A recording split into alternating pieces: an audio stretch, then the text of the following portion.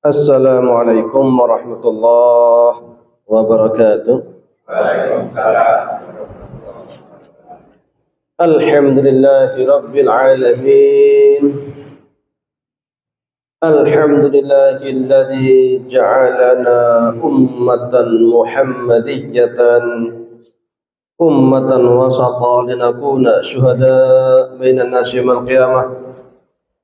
والذي أنعمنا بنعمة الإيمان والإسلام والأخوة والسلامة والكرامة وأمرنا بالتمسك بكتاب الله وسنة رسول الله وأوجب علينا الأمر بالمعروف والنهي عن المنكر وأشهد أن لا إله إلا الله وحده لا شريك له له الملك وله الحمد يحيي ويميت وهو على كل شيء قدير وأشهد أن محمدا عبده ورسوله الذي قد بلغ رسالة وأدى الأمانة وكشف الغمة وجاهد في الله حق جهاده حتى أتاه اليقين. اللهم صل على سيدنا وحبيبنا وشافينا محمد صلى الله عليه وسلم وعلى آله وصحبه والتابعين وتابعيه التابعين ومن تابعهم بإحسان إلى يوم الدين. أما بعد.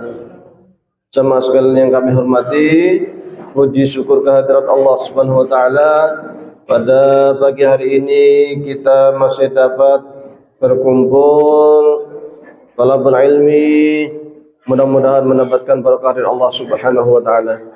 Salat berkah salam semoga tetap tercurahkan kepada junjungan kita Nabi Agung Muhammad sallallahu alaihi wasallam.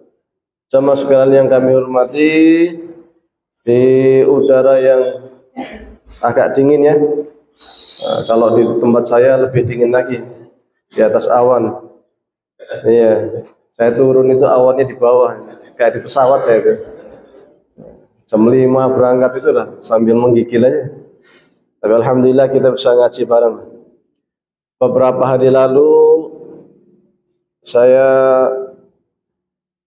ke Jakarta, ikut bersama rekan-rekan alumni Al-Azhar dari Muhammadiyah. Ternyata cukup banyak juga alumninya itu, baru kerasa sudah ada 50-an lebih kemarin yang datang itu, para alumni Al-Azhar dari Muhammadiyah.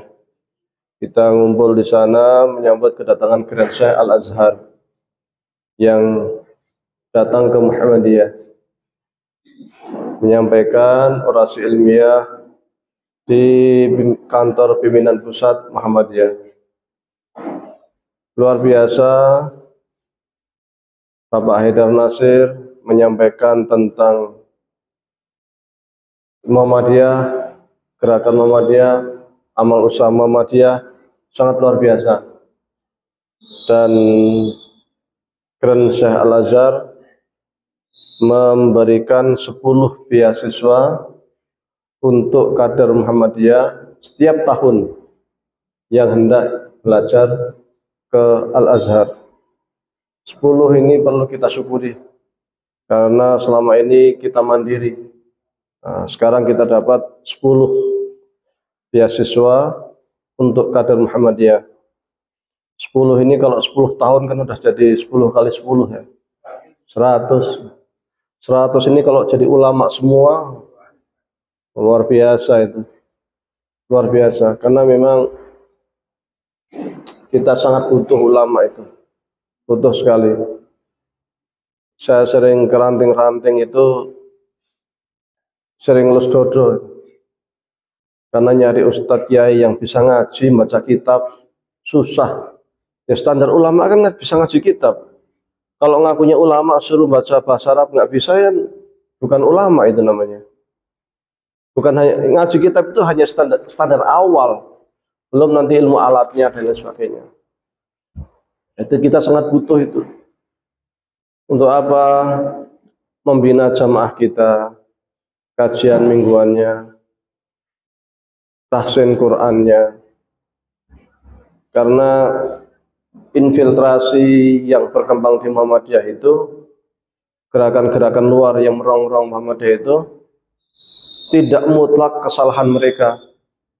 Tidak mutlak mereka ingin memanfaatkan Muhammadiyah, tetapi memang Muhammadiyah yang sedang lemah. Kelemahan kita dari mana? Ulama kita itu yang ngaji, yang bisa ngaji sedikit. Jamaah kita pengen ngaji yang praktis-praktis tentang fikih, toharo, sholat, masalah ekonomi yang berkaitan dengan kehidupan kita sehari-hari lah. Tapi kiainya nggak ada. Sementara ada di tempat lain ngaji kitab, ngaji fikih, ngaji apa yang praktis-praktis. Jamaah pengen, ya akhirnya ke sana. Jadi eksodus jamaah kita itu bukan murni kesalahan mereka, tapi juga kelemahan kita yang lemah. Dan yang memprihatinkan lagi adalah upaya untuk membentuk kader dari internal kita itu juga sangat lemah. Upaya membentuk kader itu sangat lemah. Indikasinya, ciri-cirinya simpel saja. Yang ngaji di sini yang kaum muda berapa persen? Itu saja, nggak usah banyak jauh-jauh. Yang ke Masjid Muhammadiyah, yang ke Musola Muhammadiyah yang muda-muda berapa orang? Itu indikasi paling simpel. Lah kita ini kan gerakan dakwah amar ma'ruf nahi munkar, kembali ke Quran Sunnah. Jamaah kita suruh ngaji aja susah.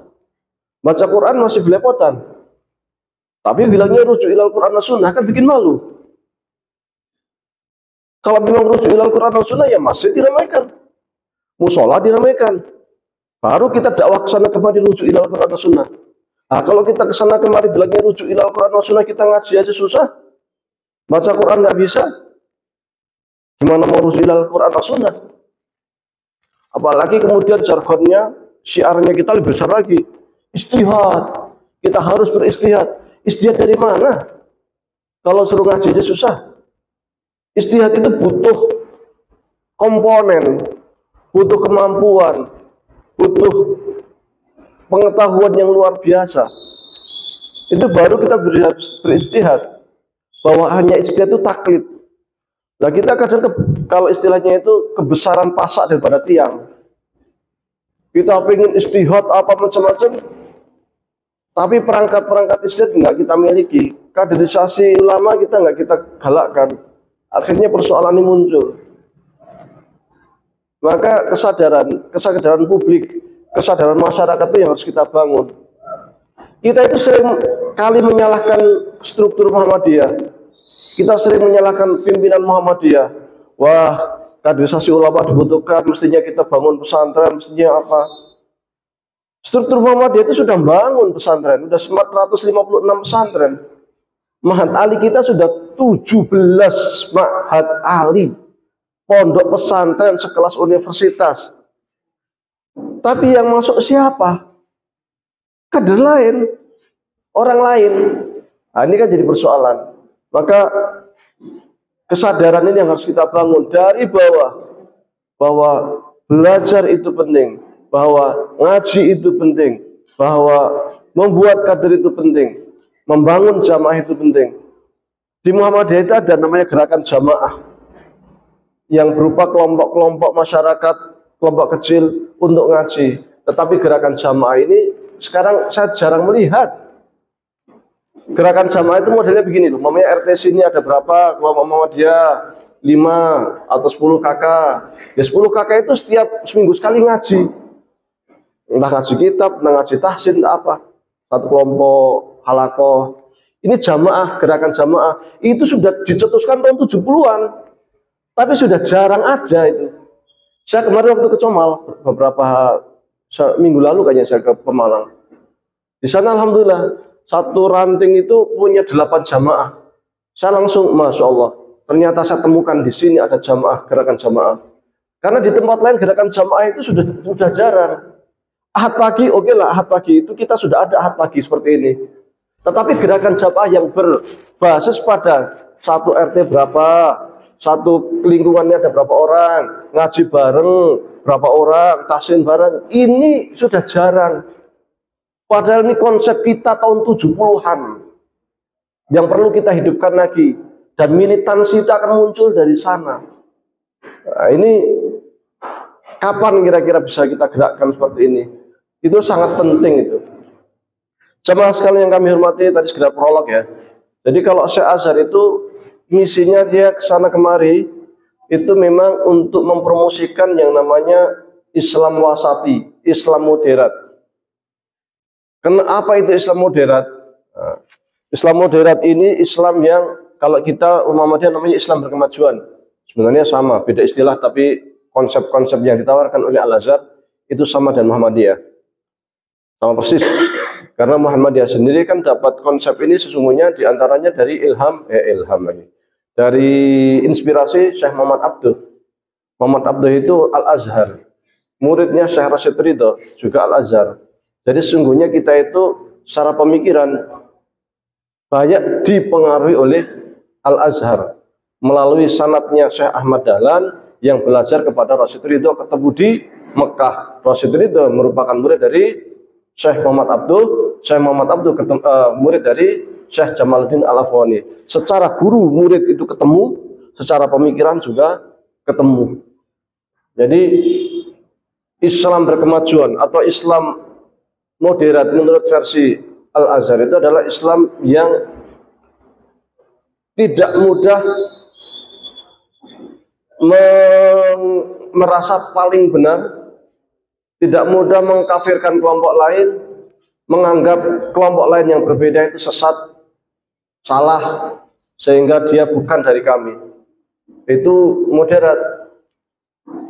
Dan moderat Al-Azhar itu biasanya, kalau Al-Azhar itu berpaham kepada pandangan Ahlus Sunnah wal Jamaah. Nah, Muhammadiyah Ahlus Sunnah wal Jamaah bukan? Kita Ahlus Sunnah wal Jamaah bukan? Sesuai dengan yang tertulis di dalam paham HPT Himpunan Putusan Tarjih Muhammadiyah, kita itu Ahlul Haq wa Sunnah, yang itu merupakan bahasa lain dari Ahlus Sunnah wal Jamaah. Jadi kita itu juga aswaja, istilahnya itu Ahlus Sunnah wal Jamaah. Cuman kadang orang tidak tahu apa itu Ahlus Sunnah wal Jamaah. Kadang orang nggak tahu. Kalau ingin tahu apa itu Ahlus Sunnah wal Jamaah, rinciannya itu sudah tertulis di buku HPT. Rincian detailnya sudah ada di HPT, Himpunan Putusan Tarjih. Yang kalau saya lihat rinciannya itu mirip dengan apa yang disampaikan oleh Imam Abu Hasan Al-Asy'ari maupun Imam Al-Ghazali maupun Al-Baghdadi dan sebagainya terkait dengan pandangan alam raya dan sebagainya. Itu Ahlus Sunnah wal Jamaah.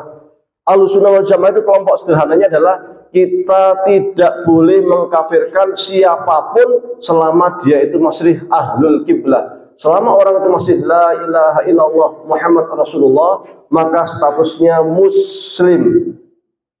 Jadi selama orang itu mengatakan la ilaha illallah Muhammad Rasulullah, bersyarat rukun Islam, bersyarat rukun iman, dia muslim. Kemudian di dalam paham Ahlus Sunnah wal Jamaah itu, seperti yang juga di dalam HPT, ya, memisahkan secara jelas pandangan-pandangan akidah dan pandangan-pandangan fikih. Tidak mencampur adukkan pandangan-pandangan akidah dan pandangan-pandangan fikih.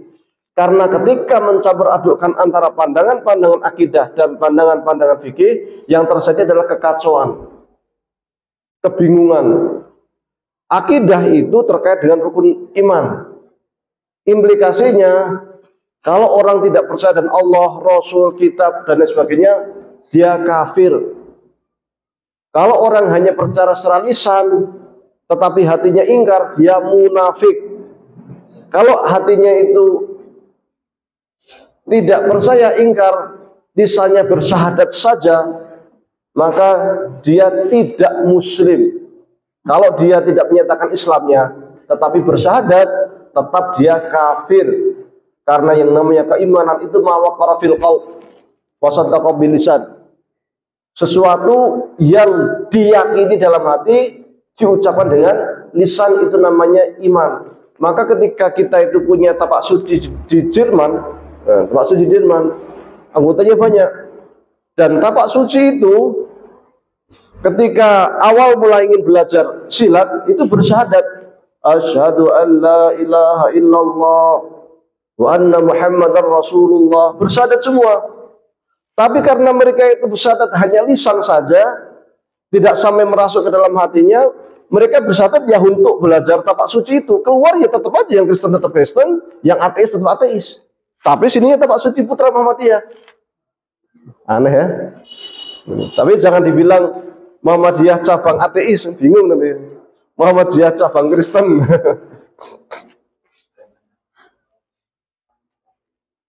Mereka bangga dengan tapak suci, tapi non Muslim dan bersyahadat itu. Yang di Papua sana juga sang surya tetap bersinar. Itu kan nanti setelahnya kan syahadat juga itu. Dan mereka tetap non Muslim. Meskipun mengatakan al-Islam agamaku, Muhammadiyah gerakanku, tapi lisan saja. Jadi orang mengatakan apa namanya Nabi Muhammad junjunganku itu hanya lisan saja gitu. Kembali dari komunitasnya atau selesai nyanyi ya selesai sudah. Mereka tetap Kristen. Maka yang namanya iman itu oleh Al-Baqillani sudah jelas harus memang diyakini dalam hati. Meskipun diucapkan berkali-kali oleh lisan, kalau tidak ada keyakinan dalam hati, dia tidak Muslim, dia tidak mukmin, dia tetap kafir. Sebagaimana orang-orang yang sekolah-sekolah di Muhammadiyah yang selalu menyanyi lagu Sang Surya, atau orang-orang tapak suci yang non Muslim yang selalu membaca syahadat tetapi tidak mawaqara fil qalbi, tidak tertancap dalam hati, maka mereka tetap non Muslim.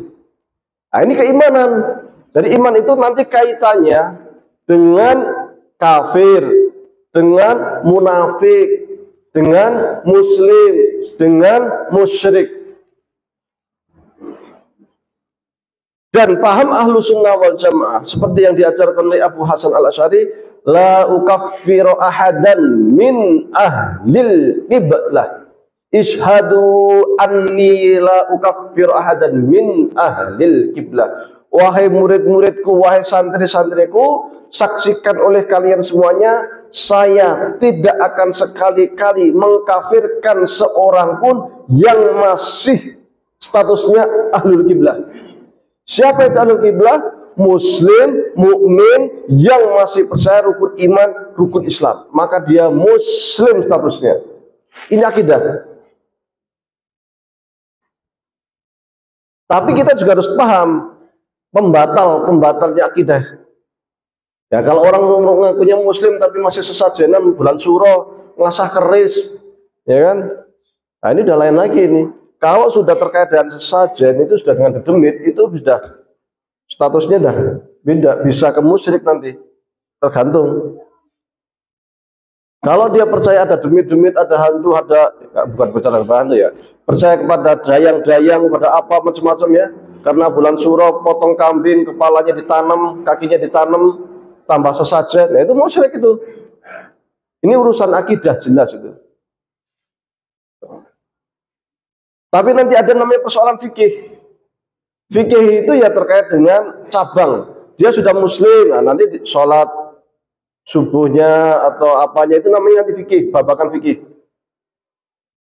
Terkait puasa, terkait zakat, muamalah setiap harinya, nah, ini fikih.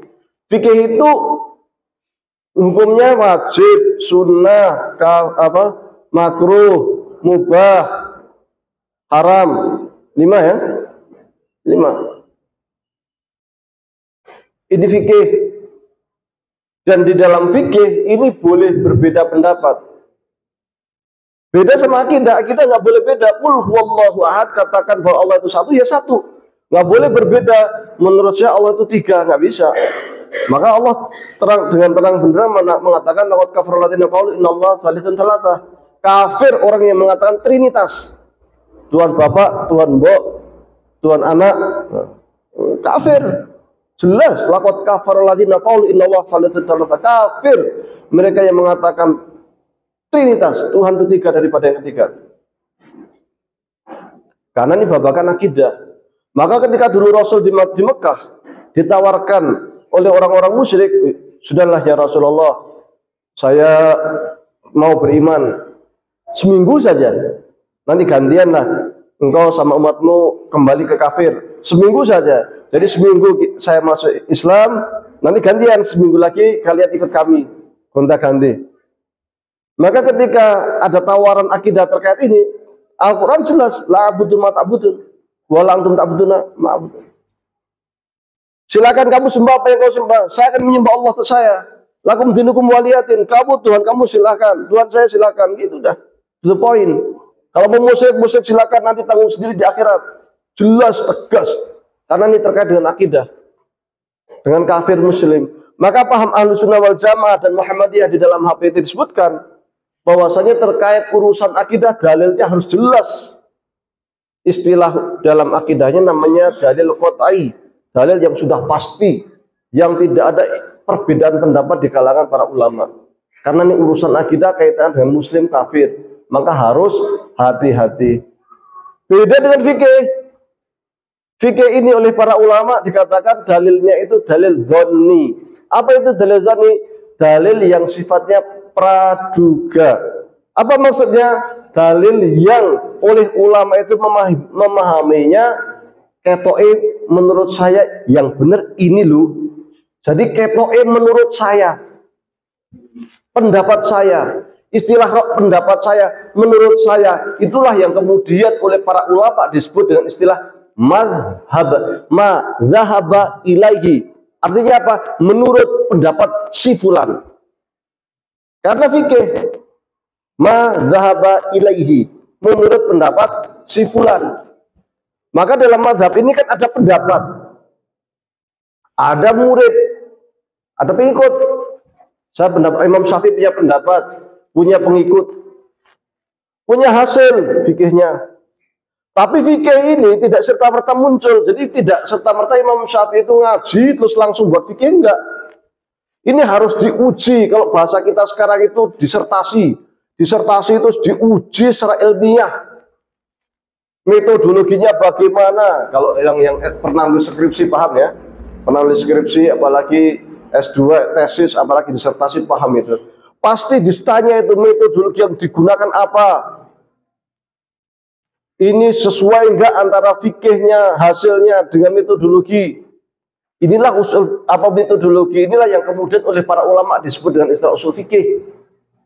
Jadi para ulama mazhab itu tidak muncul dengan seketika. Mereka itu memang para alim, para ulama besar yang dia itu punya pendapat, yang pendapat itu diuji secara ilmiah melalui metodologi ijtihad yang sudah dia letakkan, dan dia punya santri. Baru disebut dengan istilah mazhab, mazhaba ilaihi. Imam Syafi'i punya kitab Al-Um. Al-Um itu apanya? Fikihnya, fikih Imam Syafi'i. Punya usul fikih namanya Ar-Risalah. Punya murid-murid buahnya Imam Buaiti, Imam Muzani dan sebagainya. Muridnya punya murid lagi, muridnya punya murid lagi sampai sekarang. Maka kemudian disebutlah dengan istilah mazhab Syafi'i. Dulu mazhab sangat banyak, ada 80-an mazhab. Ada Tabari, punya fikih, punya imam namanya Imam Tabari, punya murid, punya hasil fikih, punya metodologi. Tapi lambat laun tidak punya pengikut, tidak punya murid, sehingga habis mazhabnya. Maka pendapat-pendapat Tabari hanya ada dalam kitab, tapi sudah nggak punya pengikut. Sama juga dengan Zahiri, dulu ada namanya Imam Daud Az-Zahiri. Dan dia itu ulama yang luar biasa. Hasil fikihnya juga luar biasa. Punya metodologi ijtihad juga. Santrinya banyak, sehingga muncul waktu itu ada yang namanya mazhab Zahiri. Ya. Yang sekarang sudah tidak ada, tapi karya-karyanya masih bisa kita baca dalam fikih-fikih mereka. Masih dicetak, masih banyak. Nah, para ulama-ulama mazhab ini, mereka beristihad dengan kemampuan yang mereka miliki, itu dengan dalil yang sifatnya ketoe menurut saya begini. Tapi didukung oleh dalil. Jadi tidak ada mazhab yang tidak berdasarkan pada dalil. Maka di dalam mazhab itu ada namanya usulul mazhab. Apa itu usulul mazhab? Landasan dasar di dalam melakukan ijtihad. Dan semua mazhab itu, mazhab apapun, Pasti nomor satu dan nomor dua itu Quran dan Sunnah. Sehingga ketika Muhammadiyah mengatakan arruju ilal Quran dan Sunnah, kita kembali kepada Al-Quran dan Sunnah, itu Muhammadiyah tidak buat sendiri. Dan bukan hanya monopoli Muhammadiyah, bukan milik Muhammadiyah arruju ilal Quran dan Sunnah. Semua ulama mazhab, baik Hanafi, baik Maliki, baik Syafi'i, baik Hambali, baik Auza'i, Tabari, Zahiri, Ja'fari, Zaidi, dan lain sebagainya, semua itu arruju ilal Quran wa Sunnah. Maka kita tidak boleh mengklaim hanya kita yang rujuk ilal Quran wa Sunnah. Enggak. Semua pendapat mazhab ulama-ulama Syafi'i itu juga kembali ke Quran Sunnah. Ulama Hambali juga kembali kepada Quran Sunnah. Ulama Maliki juga kembali ke Quran Sunnah. Semua para ulama itu kembali kepada Al-Quran dan Sunnah Rasulullah SAW. Tapi kemudian kenapa mereka bisa berbeda pendapat? Saya sampaikan lagi, fikih ini bukan seperti akidah yang pasti. Fikih ini dibangun di atas dalil yang sifatnya praduga. Koyoke sing bener ngene. Nek nyong menurut nyong sing bener ngene. Tapi yang lain belum tentu. Yang gitu, itu fikih. Dan itu sudah terjadi sejak zaman Rasulullah SAW. Perbedaan fikih dan kemudian ditolerir itu sudah terjadi sejak zaman Rasulullah SAW. Sehingga pada masa Rasul pernah terjadi. Ini dalil yang paling umum yang sering digunakan. Pada peristiwa apa? Peristiwa Bani Quraidah. Ketika Rasulullah SAW selepas pulang dari Perang Khandaq. Jadi perang yang Rasul itu membuat parit. Ya, perang buat parit. Orang-orang kafir Quraisy datang, ternyata sampai situ ada parit, sehingga mereka itu tidak bisa menyerang Madinah. Kemudian akhirnya Allah turunkan tentara dari malaikat.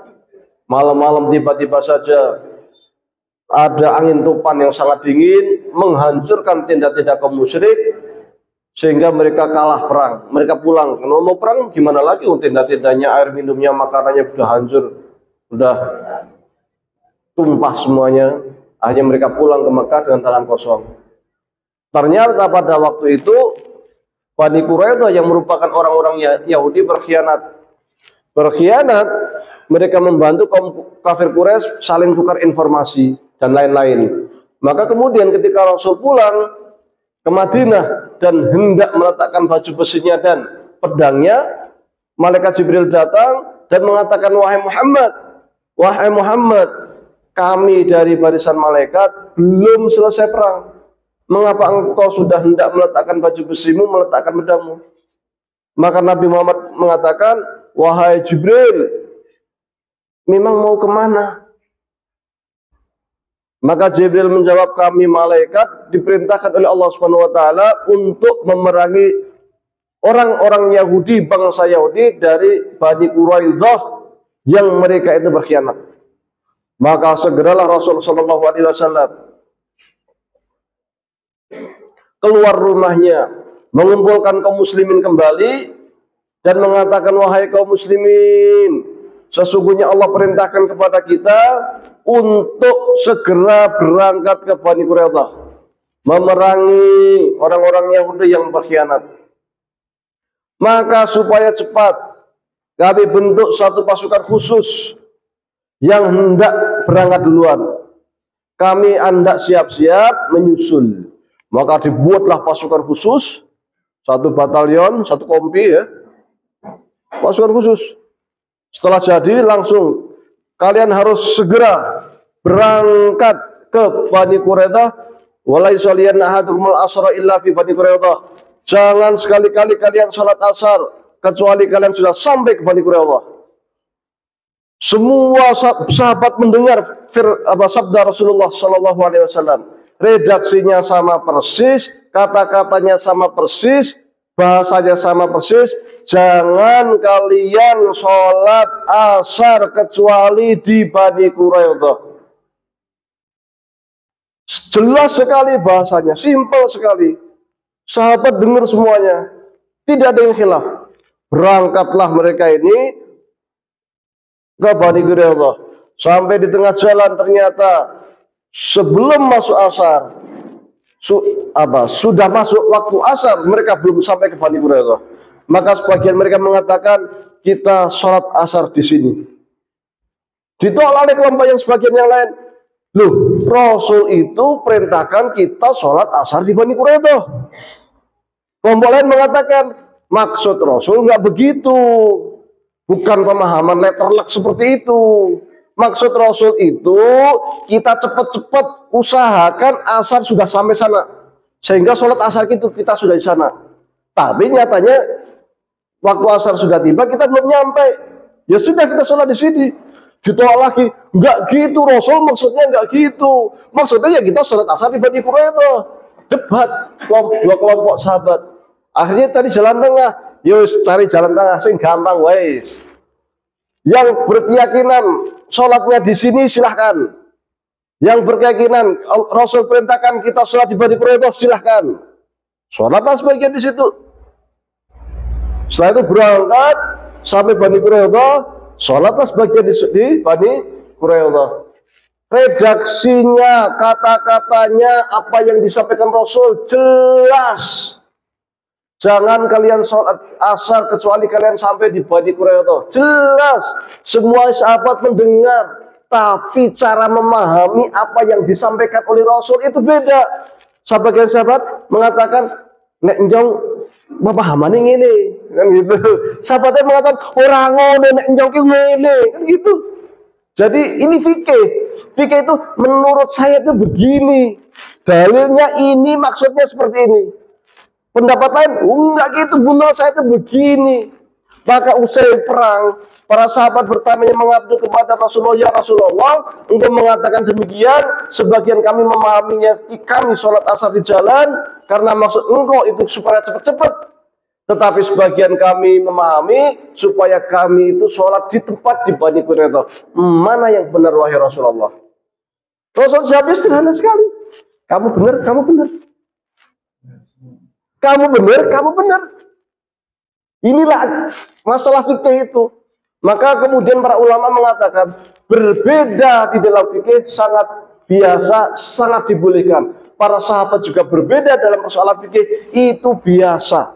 Antara Ibnu Umar dengan Umar bin Khattab, dengan Ali, dengan Zaid bin Sabit, dengan Aisyah. Itu antara mereka para sahabat Rasul yang mereka itu ketemu langsung dengan Rasul, mendapat ilmu dari Rasul, itu pendapatnya juga kadang berbeda-beda.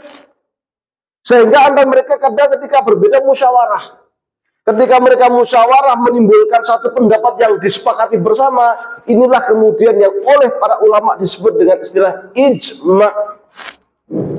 Ijma', kesepakatan. Pernah terjadi, sering terjadi. Contohnya seperti apa?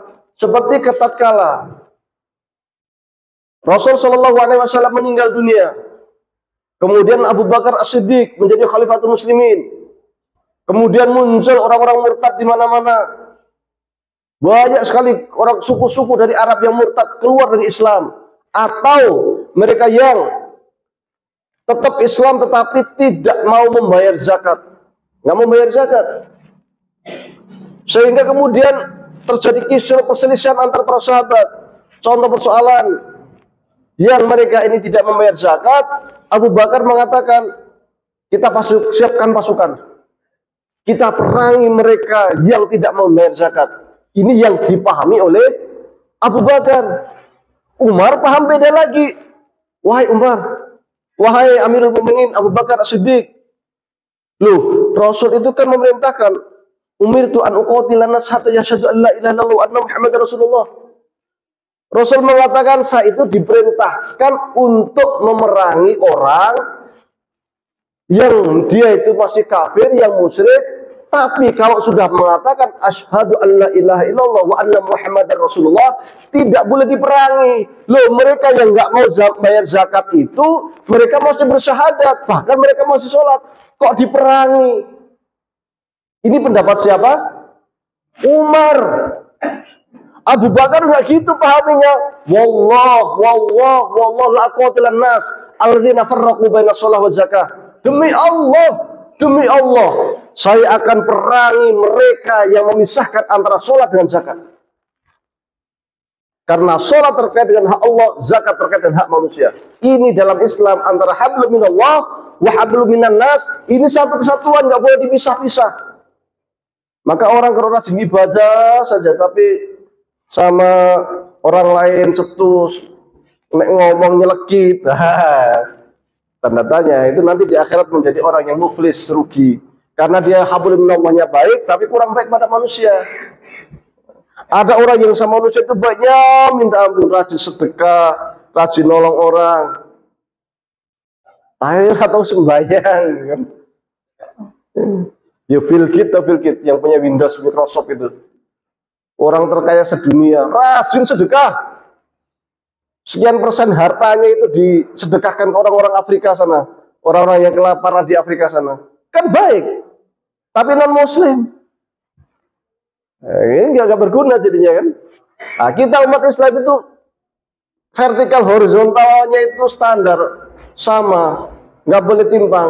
Kepada Allah baik, kepada manusia harus baik. Maka kemudian Abu Bakar mengatakan, demi Allah akan saya perangi orang yang memisahkan antara sholat dengan zakat. Ini artinya apa? Antara Umar dengan Abu Bakar terjadi perbedaan pendapat, dan itu sah. Ketika Abu Bakar mengatakan demikian, Umar baru paham. Oh, ternyata begitu ya.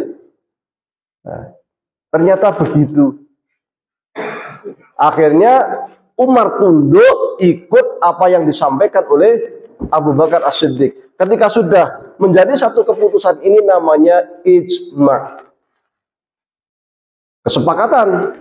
Dan ketika Umar memerangi orang-orang murtad, tidak ada yang protes setelah itu. Awalnya saja Umar protes, itu ternyata benar pemahamannya Abu Bakar. Oh, saya baru paham. Jadi para sahabat pun, pemahaman sahabat pun beda-beda macam-macam. Sahabat itu tidak semuanya mujtahid, tidak semuanya itu pinter tuh, enggak. Ada sahabat yang orang awam biasa. Rasul pernah ceramah begini, tiba-tiba datang orang masuk masjid, bukannya ikut duduk dengerin ceramah, malam ke pojok masjid, cincing nguyuh. Lah orang Arab kan pakai jubah kan cincing. Ya laki-laki itu tahu-tahu nyincing jubahnya kencing di pojok masjid.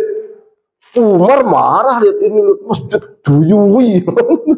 Rasul langsung, Umar itu langsung pedangnya dari bunuh ini orang ini. Rasul bilang apa? Sabar. Dia kan orang awam, nggak tahu, biarin aja, biarin. Selesai kencing, biar aja sampai kencingnya selesai itu. Bukan, jangan kencing di sini untuk malah ewer-ewer gak kemana-mana, kan? Enggak, biarin aja sampai kencingnya selesai, biarin. Baru nguyui rampung, baru dipanggil. Sahabat, ini masjid, tempat gua sholat, tempat gua zikir, tempat gua ngaji. Orang gua nguyuh. Jadi jangan dilakukan lagi ya. Oh, baru tahu kan? Baru tahu, baru paham gitu ya. Sudah, Umar tolong ambilkan satu ember air, guyur. Nah, guyur, selesai. Zaman itu kan masih tanah. Kalau sekarang tekel ya harus dipel ya. Kalau cuma diguyur malah kemana-mana najisnya. Nah, ini sahabat juga, tapi pemahamannya begitu, sahabat awam. Jadi sahabat itu tidak semua sahabat itu pintar, enggak. Ada sahabat awam juga banyak. Karena sahabat itu jumlahnya ada 124.000 sahabat. Yang mujtahid, yang pinter itu sekitar 125 orang. Dari 125 yang pinter-pinter banget itu masih disaring lagi 7 orang. Dari 7 orang yang pinter ada 4 yang paling pinter. 4 yang paling pinter itulah yang menjadi khalifatul muslimin. Abu Bakar, Umar, Utsman, Ali. Ya. Tapi di luar 4 ini masih ada Abdullah bin Mas'ud, Ibnu Abbas, Abu Hurairah, Aisyah. Dan mereka kadang beda. Meskipun beda sesama sahabat, saling hormat. Pernah ada seorang sahabat itu pada masa Rasul. Lagi sholat, Rasul lagi menjadi imam, tahu-tahu ada sahabat sampingnya bersin. Aci, gitu kan. Sampingnya, yarhamukallah. Nah, kita bilang, alhamdulillah. Yarhamukallah. Ini di salat. Sahabat sampingnya, diam mereka. Sholat ribut, maka selesai sholat Rasul bilang, tadi siapa yang bersin? Ditanya sahabat lalu. Jadi gini, sholat itu doa. Kalau doa khusyuk, nggak boleh banyak ngomong, nggak boleh jawab. Apa namanya, orang bersin bilang alhamdulillah, yarhamukallah, nggak boleh gitu. Nah, ini sahabat awam, ya, sahabat awam. Jadi sahabat pun ada yang awam juga gitu, nggak cuma kita gitu. Bahkan sahabat Nabi itu pun ada yang bukan hanya awam, konyol. Ada sahabatnya, ada orang penjual parfum, ini nggak laku-laku. Ada sahabat yang sahabat konyol itu namanya siapa itu? Kok lupa saya. Dia bilang gini, kalau kamu mau jual parfum sih tak jualin, ambillah parfumnya, langsung ketok rumah Rasulullah. Dikasihkan ke ya Rasulullah, ini ada parfum hadiah. Sahabat itu pergi langsung. Sahabat yang satu lagi yang nunggu dijualin, ini katanya jualin parfum saya kok nggak datang. Tadi ngetok pintu sana itu, tapi kok nggak datang. Akhirnya kan dia nggak datang, ketoklah pintunya. Muncullah ya Rasulullah muncul terus dibilang, apa ya disampaikan? Nagih duit parfum. Loh tadi sahabat itu kan katanya jualin parfum, kamu ya Rasulullah jualin parfum tadi dikasih ya gitu. Wah ini ngerjain saya gitu. Dikasihlah uang. Ada juga sahabat yang suka ngerjain seperti itu. Cerita banyak itu, cerita sahabat-sahabat yang konyol itu juga ada itu. Tapi mereka ini luar biasa sahabat. Jadi sahabat itu macam-macam. Ada yang sahabat itu yang mustahid, ada yang awam, ada yang suka lucu-lucu, macam-macam sahabat Nabi itu. Ya seperti kehidupan kita. Dan Rasul sangat toleran. Dan ketika zaman sahabat juga sangat toleran. Ya. Pada masa Umar bin Khattab dilaksanakan sholat taraweh. Rasul itu sholat taraweh cuma 3 kali. 3 kali. Itu pun malam. Jam 12, jam 1 itu sholat tarawehnya itu malam. 11 rakaat menurut hadis Aisyah yang kita yakini oleh Muhammadiyah. Setelah hari keempat Rasul tidak sholat jamaah karena jamaahnya hari pertama sedikit, hari kedua banyak, hari ketiga bludak masjid. Rasul khawatir ini nanti kalau saya lanjutkan dikira wajib, ini kan sholat sunnah. Akhirnya hari keempat tidak datang lagi ke masjid. Sampai sahabat nunggu Rasul dari malam sampai subuh, maka habis sholat subuh Rasul terangkan bahwa sholat tarawih itu sifatnya sunnah. Man qama ramadhana imanan wa ihtisaban ghufira lahu ma taqaddama min dzambi. Barang siapa melaksanakan qiyam Ramadan karena iman dan untuk mencari pahala dosa-dosanya, maka akan diampuni oleh Allah Subhanahu wa taala. Sifatnya sunnah. Enggak pernah melakukan lagi. Sampai Khalifah Abu Bakar nggak ada yang melakukan sholat taraweh jamaah itu nggak ada, atau qiyam Ramadan jamaah itu nggak ada. Masa Umar itu juga masih awal-awal, masih terpencar-pencar. Kalau sholat taraweh habis sholat isya nanti jam 12 malam ada yang ke masjid sholat pojok sana. Akhirnya dikumpulkan oleh Umar. Ini kalau dikumpulkan jamaah kayaknya bagus juga ini deh, daripada sendiri-sendiri terpencar-pencar. Maka jadi satulah jamaah itu dengan imamnya sahabat Ka'ab. Dan menurut versi Majmu' Fatawanya Imam Ibnu Taimiyah, waktu itu sholatnya dilaksanakan 23 rakaat. Nah, perbuatan ini ternyata antar para sahabat ketika dilaksanakan jamaah itu tidak ada satu orang pun yang mengatakan, loh ini kok Rasul nggak pernah melakukan sholat tarawih tiap malam, ini dilakukan tiap malam jamaah. Ini kok dilakukan jamaah? Enggak ada yang melakukan seperti itu. Maka ketika para sahabat tidak ada yang protes seperti ini kemudian disebut ijma. Maka para ulama berijma, sholat tarawih berjamaah itu hukumnya boleh. Para ulama berijma, kalau menurut Ibnu Taimiyah, bahwasanya pada masa Umar bin Khattab 23 rakaat. Tetapi kemudian berkembang mazhab lain yang sholatnya itu sampai ada yang 36 rakaat, ada yang 40 rakaat. Muhammadiyah milih 11. Ya. Mana yang benar? Ya silakan saja, ini berlandaskan dalil semua. Berlandaskan pada sunnah, baik sunnah Rasul atau sunnah sahabat. Jadi yang dilakukan sahabat juga disebut dengan istilah sunnah. Dalilnya apa? Alaikum bi sunnati wa sunnati al-khulafa ar-rasyidin al-mahdiin.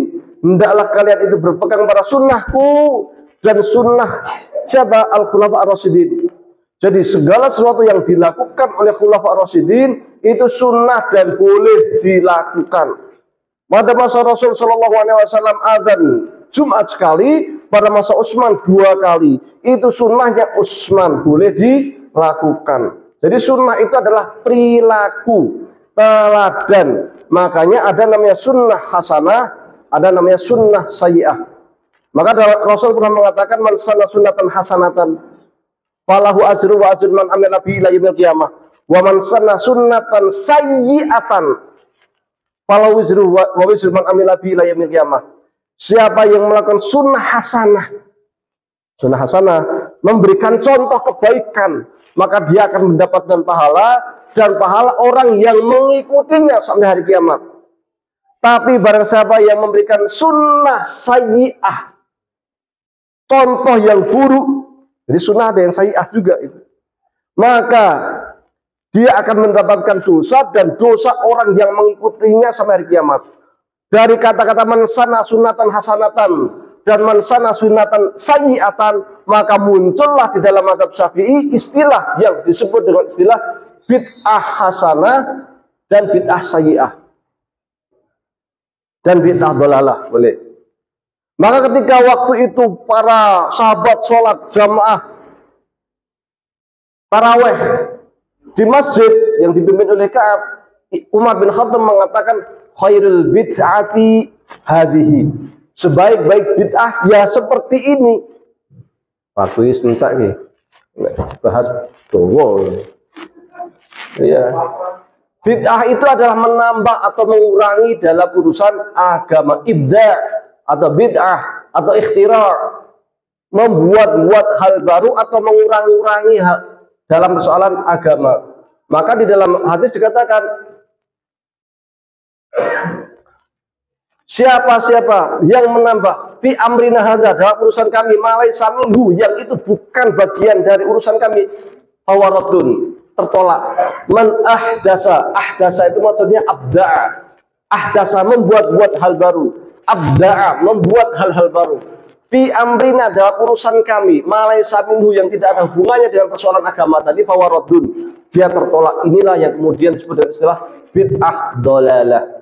Contohnya apa? Contohnya bid'ah dhalalah ke bulan surat kok kerise kumbah pakai 7 bunga simpen kau jimat, itu bid'ah itu. Iya. Atau mandi kembang 7 rupa di pertemuan sebuah sungai. Men awet muda, men glowing, men induk jodoh cepet. Nah, itu kan men sugih. Yang punya apa itu kuda apa tuh namanya itu yang buat mainan itu kuda lumbing, nah, kuda lumbingnya dikumbah, dimandiin, itu bid'ah dhalalah. Maka man sanna sunnatan sayyi'atan falahu wizru wa wizru man amila bihi ila yaumil qiyamah. Siapa yang pertama kali buat itu bid'ah seperti ini, maka dia dapat dosa dan dosa orang yang mengikutinya sampai hari kiamat. Bid'ah dhalalah, nambah-nambah dalam urusan agama. Maka kemudian para ulama mengatakan bid'ah opo? Kan itu masalahnya kemudian. Jangan-jangan kita melakukan sesuatu ternyata bid'ah, kan gitu. Para ulama kemudian membuat standar sederhana. Tak 5 menit meneh lah.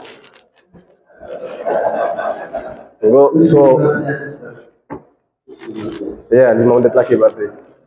Maka kemudian para ulama mengatakan al-bid'atu ma khalafal kitab wa sunnah. Segala sesuatu yang bertentangan dengan Al-Quran dan Sunnah, meskipun apa, selama tidak ada cantolannya, ya, selama tidak ada cantolan dari Quran dan Sunnah.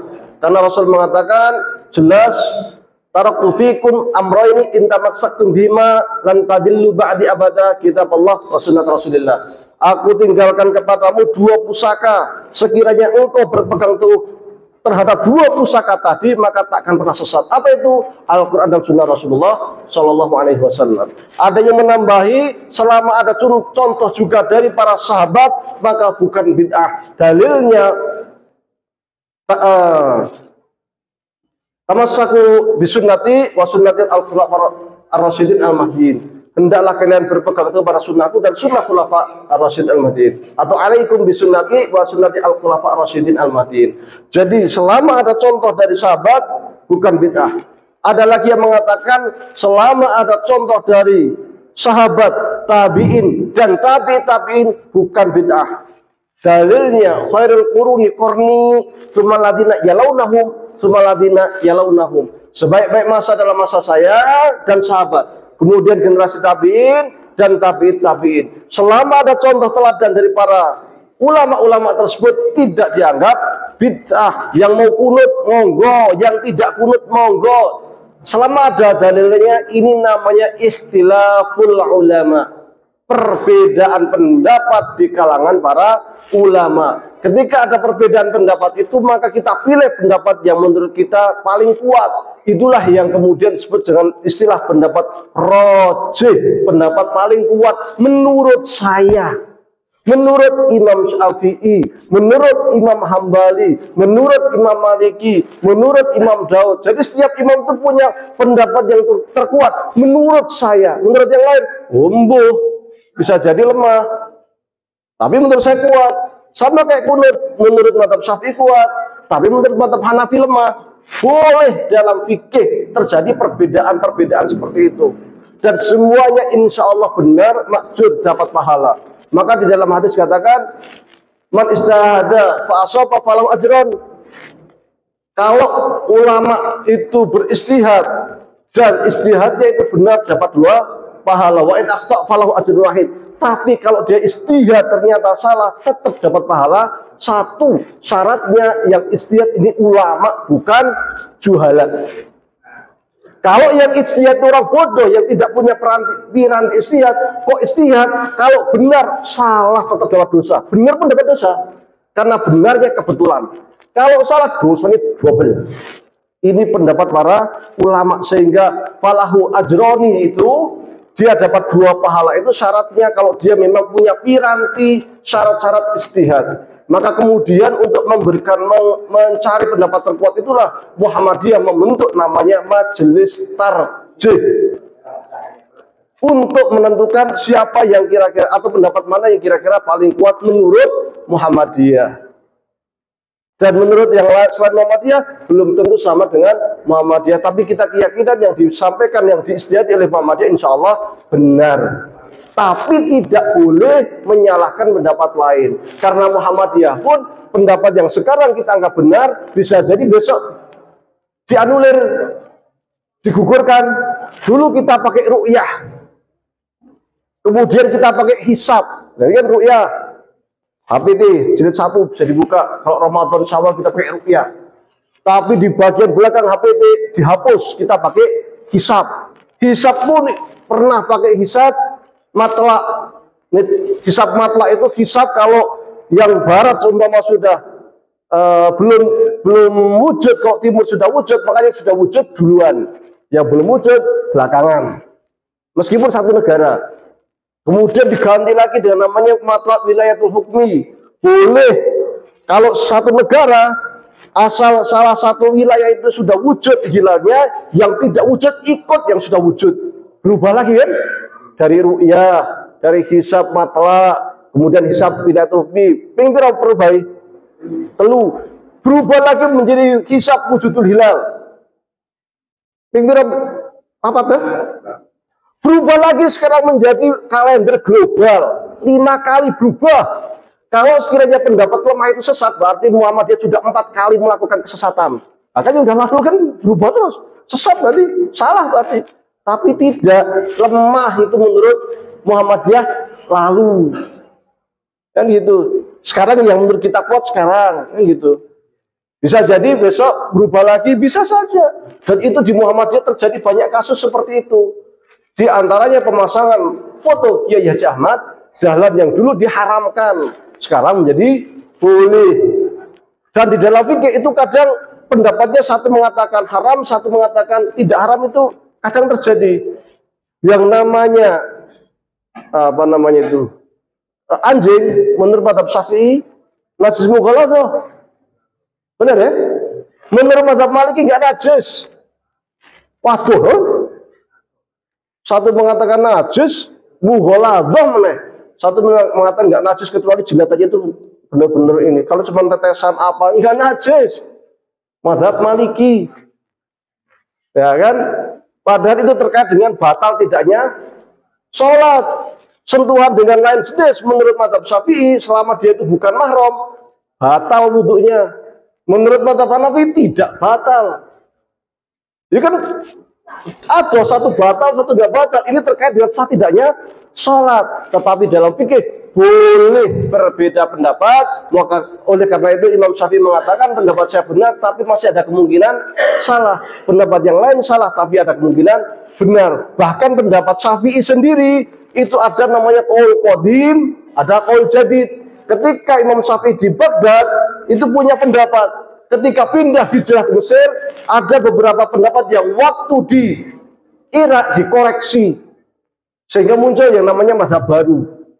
Ya waktu di Irak nama mazhab lama. Persis Muhammadiyah yang namanya kalender global ini namanya mazhab baru, qaul jadid. Sementara yang namanya hisab wujudul hilal qaul qadim, pendapat lama. Itu lumrah di dunia fikih. Maka jangan sampai soal fikih saling mengkafirkan gara-gara perbedaan soal nyanyian, hukum nyanyian kafir, sesat. Nggak boleh. Ini fikih, ranah fikih. Ulama sudah punya standar ijtihad masing-masing. Mudah-mudahan bermanfaat. Ini jawaban itu. Ya, mudah-mudahan bermanfaat. Ada pertanyaan? Kalau ada pertanyaan silahkan. Bila ada pertanyaan Bapak Habibie, bagaimana? Ada Ustaz dari Bapak Habibie.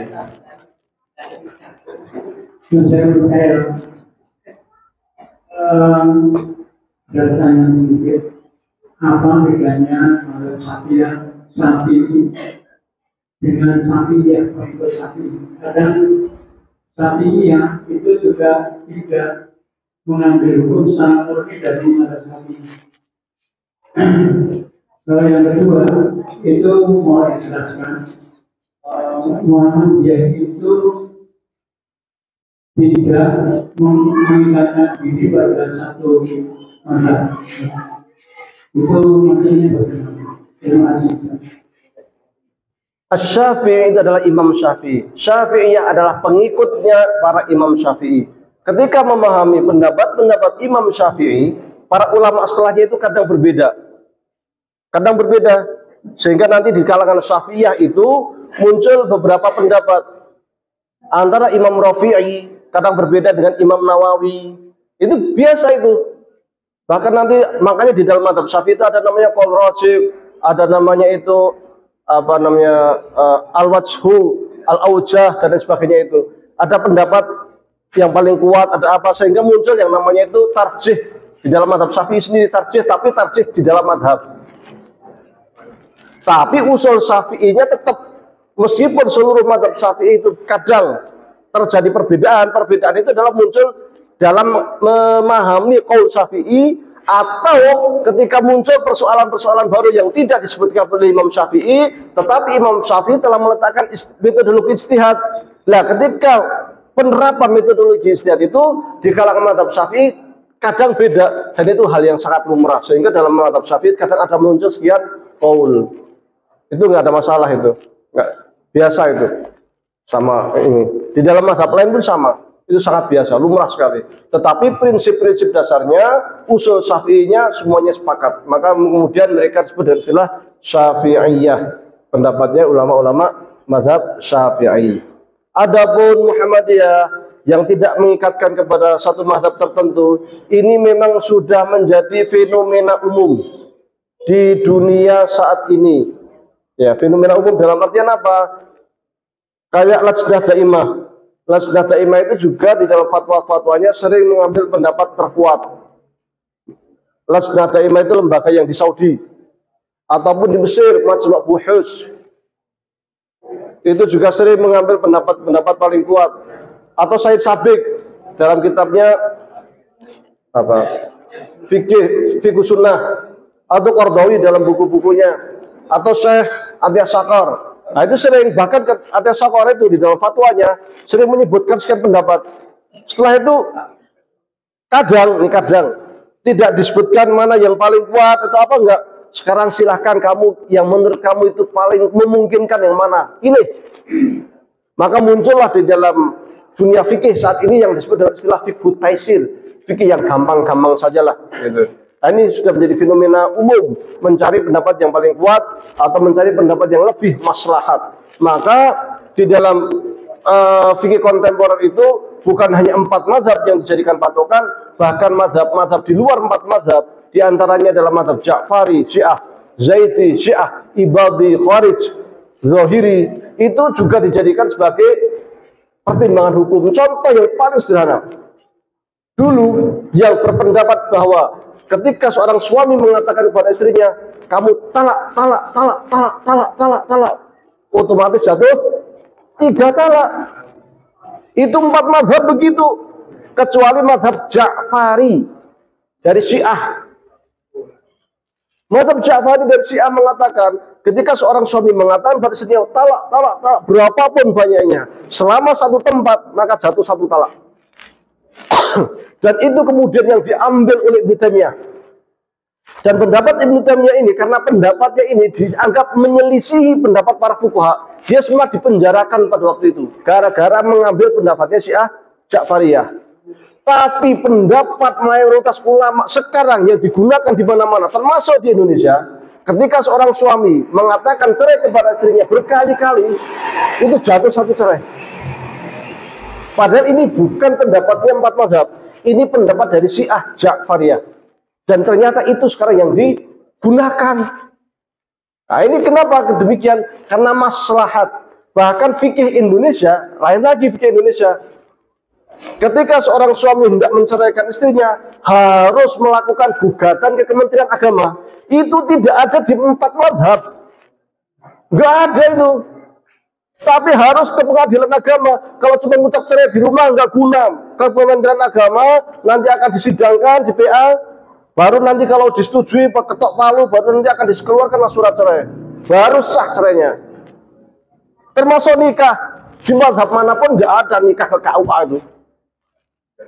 Nikah ke KUA nggak ada. Tapi itu maslahat. Ada lagi contoh yang paling simpel. Di dalam mazhab Syafi'i, yang namanya jual beli itu yatan biadin. Jelas barangnya, jual beli transaksi. Saya sekarang jual beli online. Nah, sekarang mending kalau online masih ada barangnya, lihat itu masih dikiaskan ke pesanan lah, pesanan kan. Kalau kita ke tempat-tempat di Jakarta, di Saudi apa, itu ada lemari ya, yang isinya itu minuman-minuman, Pepsi apa macam-macam itu kan, kita masukkan uang 1 rial, kalau enter nanti minumannya turun, untung kan. Kita akadnya sama siapa? Sama mesin. Gak ada di mata fikih akad sama mesin itu.